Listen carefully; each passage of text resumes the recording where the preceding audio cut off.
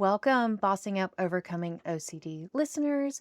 Today, I'm going to have a special guest on the show. In this engaging conversation, you're going to hear about the impactful stories of clients overcoming deep seated fears and limiting beliefs through hypnosis. We're going to learn about how hypnosis can transform negative internal dialogues into positive, empowering beliefs. Before we hear from Sabrina, let's hear a word from our sponsor.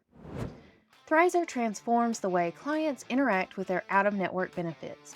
As you know, clients need to manually submit super bills for out-of-network sessions and wait months for reimbursement. With Thrizer, clients can just pay a copay for sessions, while Thrizer covers the rest of your full rate up front. They handle everything from verifying out-of-network benefits, submitting claims, to waiting for reimbursement on the client's behalf. In turn, they are an incredibly powerful tool for you and your practice to convert and retain private pay clients.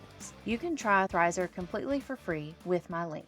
Very excited to welcome another guest today. I have Sabrina Johnson, who is the podcast host of Sabrina Sense, and she's a hypnotherapist, and you've got a few other tricks up your sleeve. Sabrina, do you mind to tell the audience a little bit more about you and your background? Absolutely. And thank you, Erin, for inviting me on your podcast. I'm super excited to be here. Yes. I'm an NLP and hypnosis mindset coach. Basically, what that means is I guide individuals like you on a journey of self discovery, empowering them to overcome any limiting beliefs that they have. I Mm-hmm. encourage them to achieve their goal and really just live a life filled with purpose, intent, and joy. The way that I do that is by using guided hypnosis. I have a few Mm-hmm. techniques through hypnosis that allows me to reach an individual's subconscious mind. That's where all of their limiting beliefs, their poor behaviors, for lack of a better way of explaining it, addictions, or just any kind of internal negative dialogue, I help them to reprogram that so that they can actually achieve success in whatever they set out to do.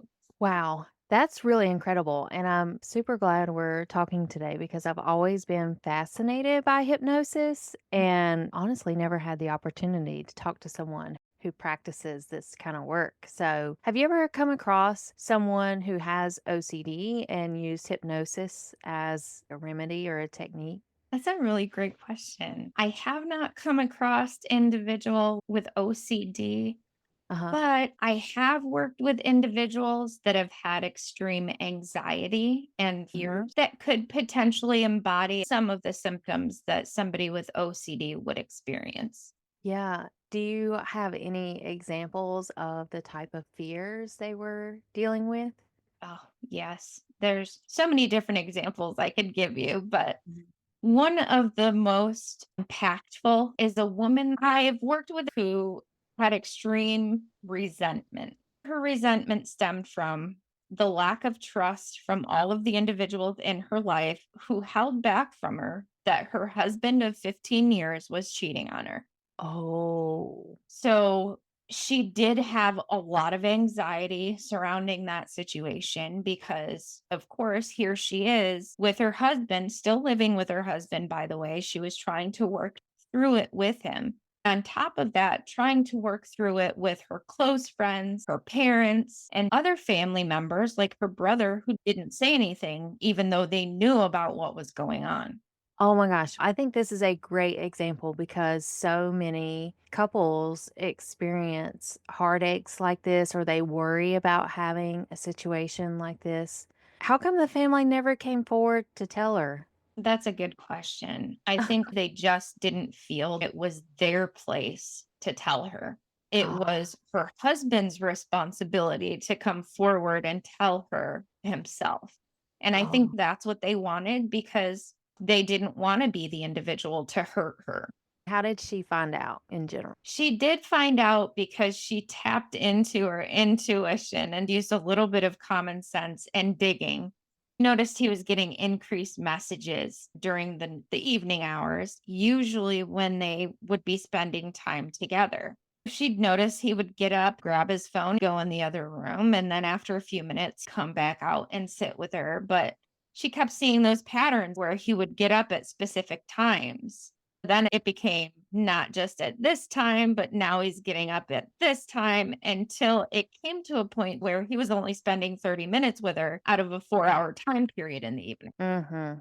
So she started digging, looking Wow. through the phone messages. She didn't use his actual phone, but she scrolled through their services on the web page, brought up Verizon or whatever carrier it was Mhm. to view who he was talking to. The Yeah. phone history. And so Oh that's how she gosh. started to find out that there was somebody else he was talking to. So she comes to you, and she's bitter and resentful. How do you do the hypnosis in those? For the first session, it's really just covering and unpacking all of those negative feelings. Hypnosis does vary per individual based on how long they have had specific beliefs that have been ingrained into their subconscious and how open and receptive they are to hypnotic suggestion. Yeah, that's interesting because I've heard that. Some people are more susceptible than others. So there's a few techniques that I use during our hypnosis first session to determine how susceptible she is to being induced into a hypnotic state. Thankfully, she was an individual that was fairly easy to get into a relaxed hypnotic state. Mhm. And for those that don't know, hypnosis is a deeper form of relaxation, similar to meditation. Oh, okay. Your brain vibrates on different frequencies at different levels. And Mhm. those different vibration frequencies is where your meditative state lies. It's where your sleep state lies and the kind of in between. So that's all hypnosis is. With her first session, she was very open. She was very open in admitting what she believes were holding her back. It was fairly easy to unpack some of the things that she was going through. For our first session, she cried the entire hypnosis session, Yeah. and it was an hour. Yeah. That is a lot of emotion that she was Mhm. lifting off her shoulders because her whole family knew she was going through this. So she felt she didn't have a support system. She didn't have Wow. anybody close to her that she could talk to about the situation. And so that first session, it was extremely productive because she was finally able, after 14 years, to let it all out. She was actually an individual that was really good after 3 sessions, Amazing. and now she is thriving. She is fitness famous. Oh, that's awesome. So it's a way to unlock what's happening in the subconscious, which is below our awareness. Yes. And what do you do with it? Yeah, that's Prove it and that's a wrong? great way to look at it. So Uh-huh. once we get into the subconscious and we find out what are some of those beliefs that you have, your internal dialogue is telling yourself. With her, it was, I'm not good enough. I do not deserve to be loved. So it's Mm, interesting that her husband was cheating on her. She had this belief. And so her husband cheating on her reaffirmed this belief. the wrong kind of reinforcement. Exactly. Mm, So to her, his cheating on her was proof that belief was true, which makes it a little bit more challenging to change. But after our first session, I sent her home with a 21-day recording. It's a recording that reframes those beliefs. And it's a sleep hypnosis. Sleeping, she listens to this positive dialogue that helps to take away those negativeness and replace it with positive reinforcements. wow. That's incredible. And that's just one technique that we use to help to improve the internal dialogue. It's a combination of a couple of different things that we do alongside of it. We have Mhm. what's called anchoring, we have what's called reframing, we have guided relaxation, we have releasing limiting patterns. That's basically what we do. Yeah. And so, Sabrina, how did you get into this kind of work? So I actually started out in my career in customer experience and sales. I worked in customer experience and sales for 20 years. I'm talking, I was 15 when I started in customer experience and then got into sales. Oh my goodness. It was what I knew, what I was comfortable with. So when I got into a career in sales, I figured that would be my natural course of action.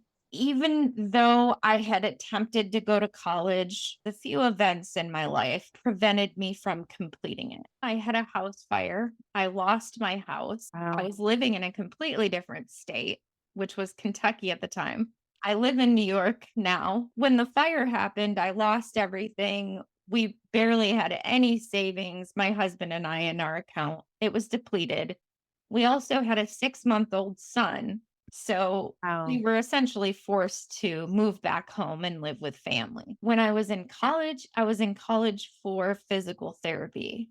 I was halfway through it. None of my medical credits or significant chemistry courses or advanced math courses would transfer. Oh my gosh. Learning that, I had to start over. I was like, at this point, I just need to make money. So I went back into sales. Mhm.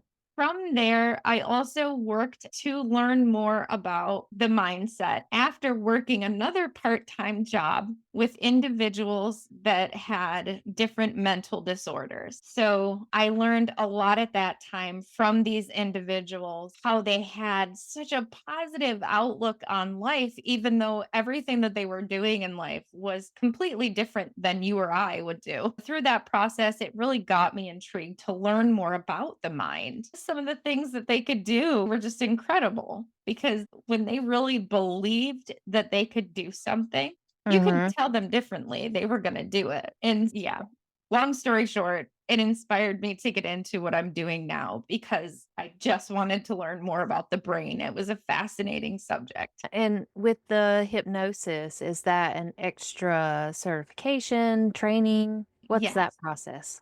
So there's many different forms of hypnosis trainings. Mhm. Anybody who is interested in getting into hypnosis needs to really review the different universities and colleges that are available to them to Mm. complete this degree. You can actually log on to Udemy, which is Okay. it's similar to Coursera where you can get certifications and you can get a couple of different certifications in hypnosis. However, individuals that go through Udemy to get this certification, they're not going to get all of the information to be able to consistently teach or instruct their clients through guided hypnosis effectively. And what they don't tell you when you get these certifications is that you're only usually learning one form of hypnosis, and there are several different forms. Oh, wow. So you And really gotta do your research. you really do. Otherwise, you're wasting money because you will have to go back to school to get the appropriate degree to be able to legally coach through hypnosis. Oh, wow. So there are, like, some boundaries or regulations around even providing hypnosis.